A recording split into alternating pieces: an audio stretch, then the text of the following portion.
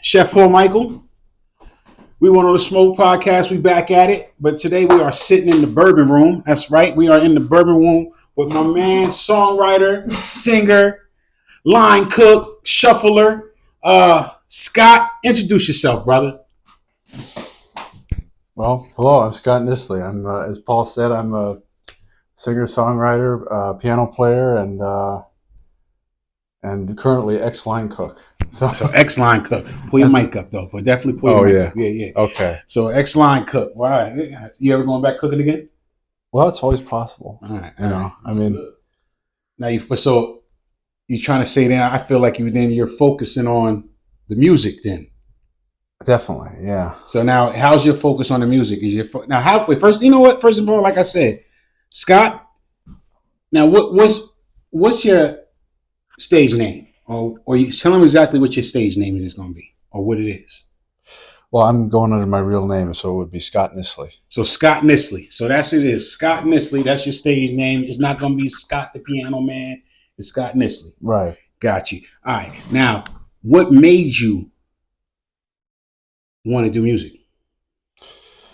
Well, I think as a kid, I was just kind of drawn to it. You know, I grew up, as it turns out, I grew up listening to a lot of my dad's music. He was really into the rock and roll of the late 60s, early 70s. Okay. And, so I heard everybody from the Beatles and the Stones to, he was also a big fan of classical music. I heard a lot of that. So what music mostly inspired you?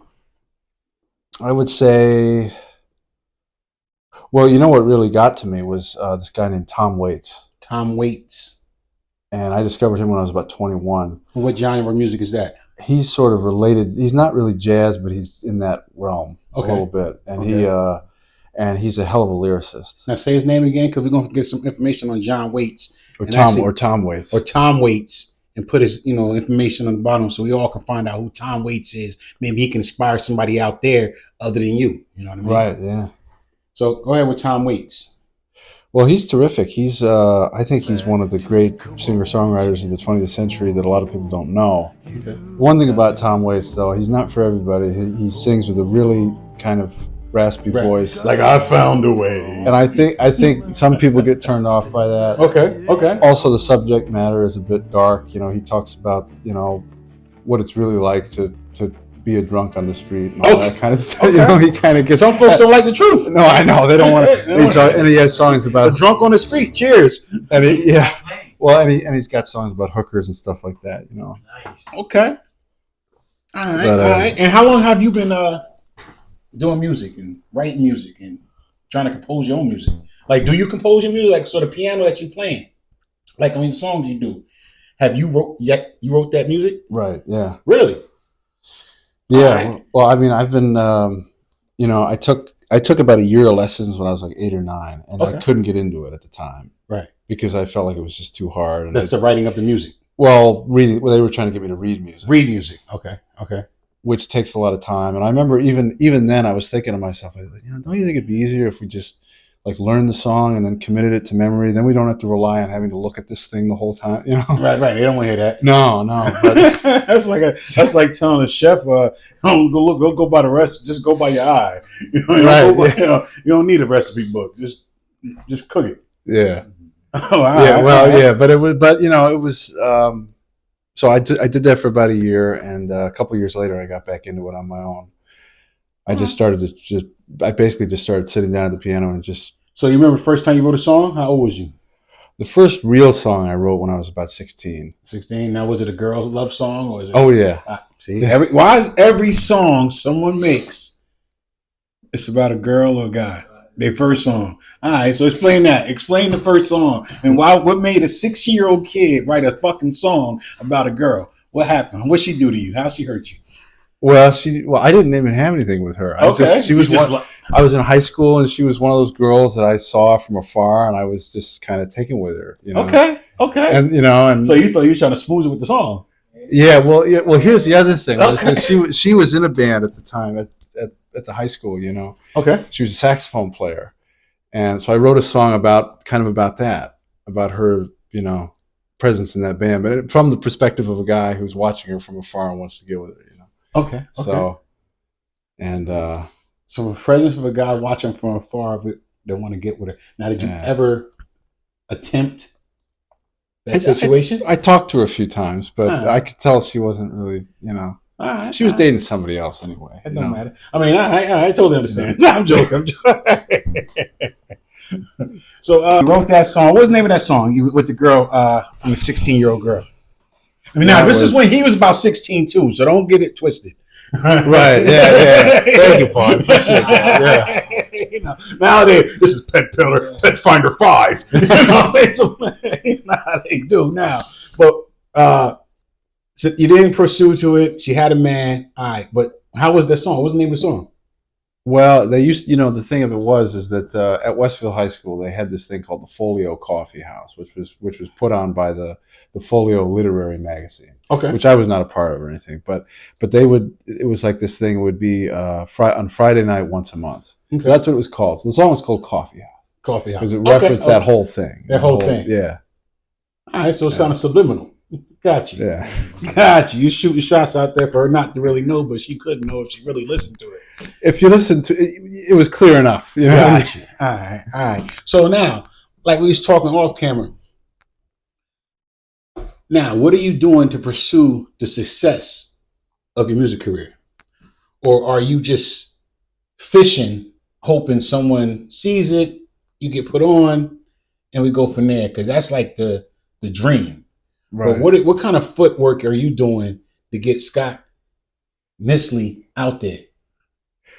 Well, I'm trying to play live, as much as I can. And I know what you're saying.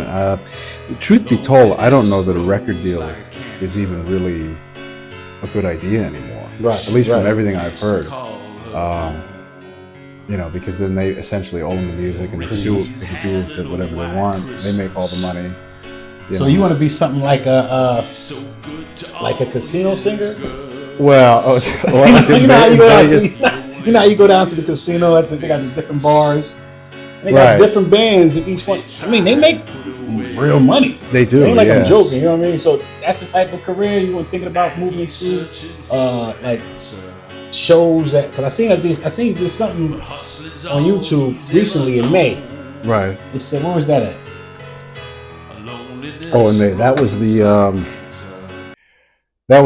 that's an open mic that they have there once a month basically. But they have a featured performer every time they do it. So I played there once as an open mic person. You know, I did like 2 songs, which is all they really wanted you to do. Right. And they said, well, why don't you come back? You can be our featured performer next month. Really? And we'll give you like 25 minutes. And nice. And that's almost the whole set, really. And depending on what situation it is, but I mean, a normal set's really more like 45 minutes to an hour. But anyway, so I did that, you know. And so and what was the name of the place?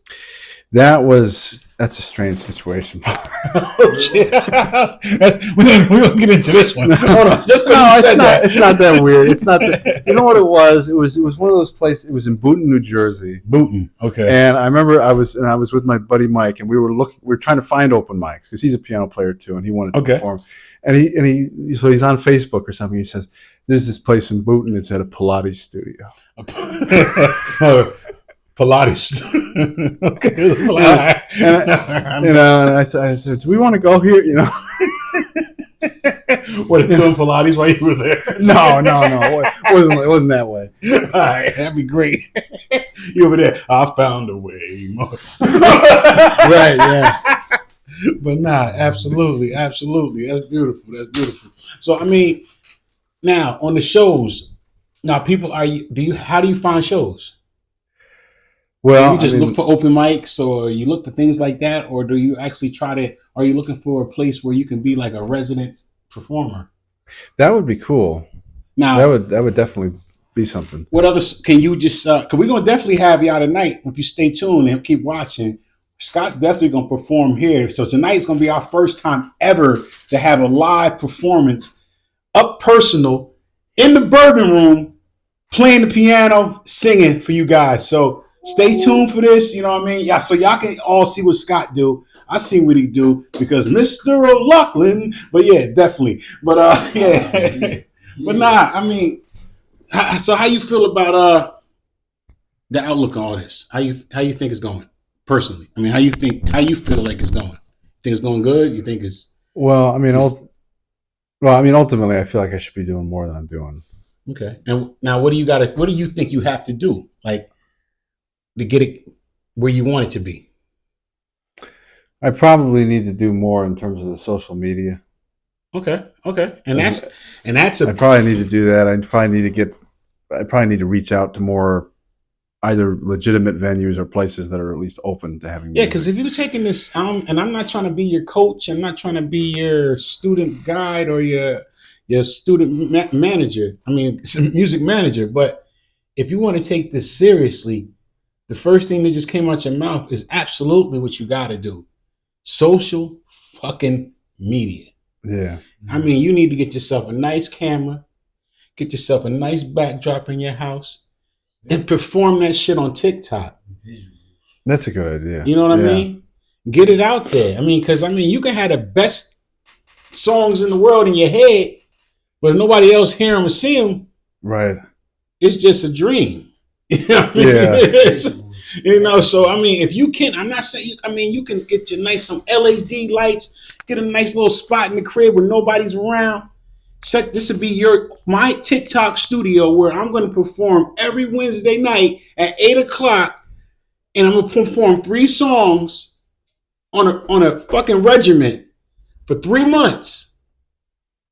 And just because say some folks don't like the music or some folks can't get into the music, just because of the consistency of you doing that every Wednesday for 3 months, watch how many followers and how many people are going to be looking for you. Like little things like that. Yeah. Little things like that. Man, I mean, it's and don't get discouraged. Oh man, only 20 people see my video. Oh, that's still 20. Yeah, only 10 people see my video. Yeah. It's all right. Because you don't need 3,000 to see your video. You just need that one mother hubbard. Yeah. They'll be like, yo, that guy, I see something in this guy. Maybe we can I got this new keyboard stand that I sell, and I think he'll be a good brand ambassador for us. It might be just a keyboard stand, right? But it's a guy that owns a keyboard stand company, right? And he saw you playing, and he seen your keyboard stand wiggly, but he liked how you sang, right? So look, we're gonna throw you a brand new keyboard stand, and we want you to promote our keyboard stand, and we want you to come with a little jingle for our keyboard stand. You never know, man. Yeah, this world is funny, man. This world is funny. Yeah. But nah, like I said, where can they find your music at? Where can they get it at? Let it be known. They can find it. It's on all major platforms. You can find it on YouTube. You can find it on Spotify, Apple Music, iTunes, pretty much anywhere you'd think to look. I think it's on some platforms that we don't even know. That's the key. Do what now? They're a company that actually they distribute your music basically. Okay. Now is your music on Apple Music and all that? Mm-hmm. Now, so do you got copyrights and all that good shit? Technically. All right. I probably should register it. Because if you're taking this shit serious, you know, they might like your lyrics and just I like that song. I throw a funky beat behind it. Now I got a question on Mr. O'Loughlin on that Roll Your Dice song. Right. Who playing the saxophone? That's a guy named Dan Perez. Okay. And I met him through my buddy Andrew. Nice. There were these 2 guys, Dan and Andrew, and they helped me with the early stages of the project. Gotcha. And I mentioned to him at some point, I thought, it'd be really neat if we could get a saxophone player in here somehow, And he says, I know just the guy, Watch your mic. And we're still recording. Yeah. Go back to Dan. You said Dan. I said, I always can edit. Don't even worry about it. Okay. I said, I heard the saxophone. Now, who said was playing the saxophone? That's a guy named Dan Perez. Dan Perez. And now he was playing the saxophone and Roll the Dice. Because when I heard that, the reason I said that, because my father used to play the saxophone. That's right. So anytime I hear a saxophone, I always, Yeah. Well, in the back of my mind, Paul, I actually thought about that. And I thought it would be appropriate, See? I'm not I'm serious. Great. That's why I fuck with Scott. You know what I mean? Even though I didn't put it together because I didn't think you thought that much of it into it, but now I get it. Yeah. So yeah, absolutely. Because my pops were playing the saxophone, and my uncle Stash O'Loughlin, Joseph O'Loughlin. If you get that book, Swing City Jazz, New York, early 20s, late 50s, 60s, all that. He did a lot of that. Cotton Club playing that.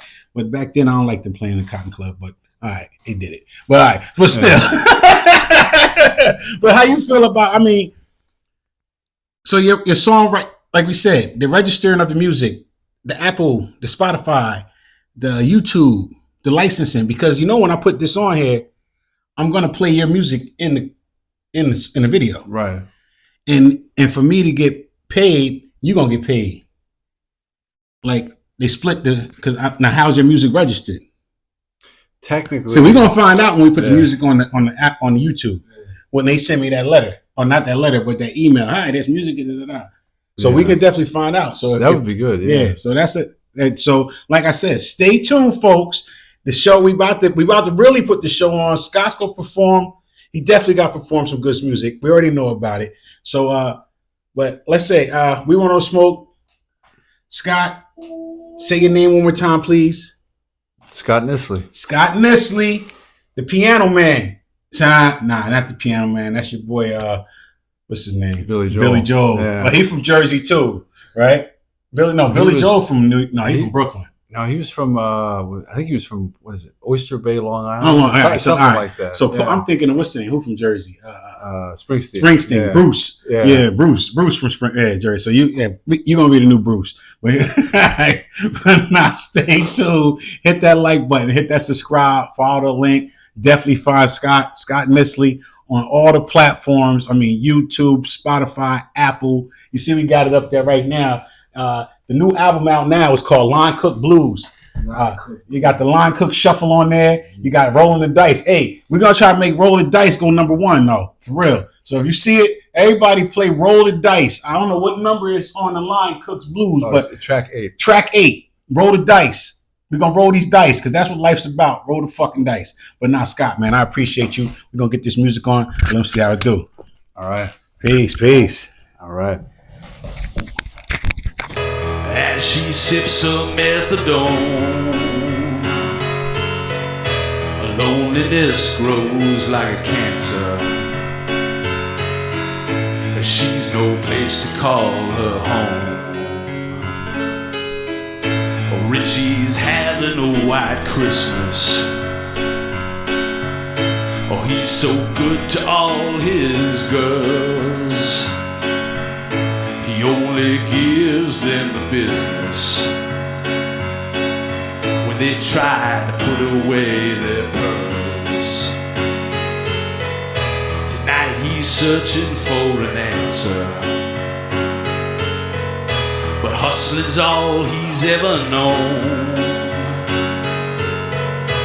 Loneliness grows like a cancer. He's no place to call his home.